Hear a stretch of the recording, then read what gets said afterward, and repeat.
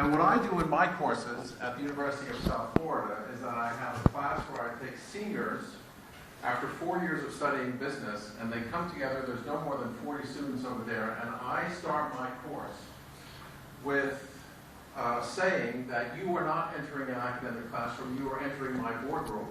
I am the CEO, and you work for me.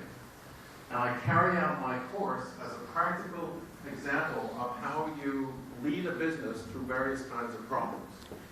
And what I want to do is to start my lectures over here, which will be in 2 parts. I want to start out talking about the NATO agenda, because that's what I'm doing right now. And then I'm going to go back to the other world, which is the world of business, development, globalization, and why is it that some countries develop, and what is it that actually produces wealth and prosperity in some places, and poverty and stagnation in some others. And I have a couple of thoughts about that. But I want to start out with what my first lecture and with my last lecture at the university. The first question I ask is, what kind of a person are you?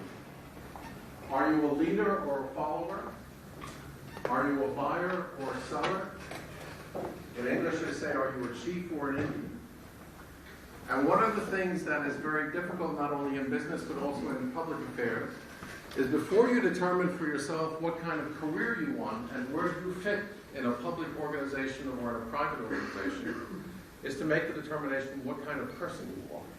Because most people don't ask that question. They ask the question, what do I need to do in order to succeed?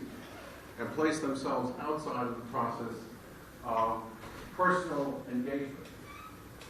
And frankly, not everybody can be a leader, not everybody can be a chief, not everybody can be a buyer, or rather a seller, all right? You need, in every organization, people who can carry out functions. You need buyers as well as sellers, and you need Indians as well as chiefs. And then the last lecture that I give starts out by saying, if you think that there are people who discriminate against you because you're white or black, young or old, a male or a female, fat or thin, old or young, the answer is you're absolutely right. They will. That's life.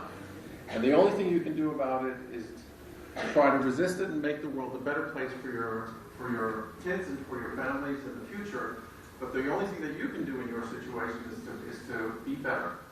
But if somebody goes after you because of what you are, the only answer that you have is be better than they are. Be more productive, be smarter, know your stuff better, and you will succeed and be better not only in business but in also everything that you do. And so what I'd like to do is talk briefly about the NATO agenda, and then I will take your questions. We'll have a short break, and then we'll come back and we'll talk a little bit about globalization and economic development. All right?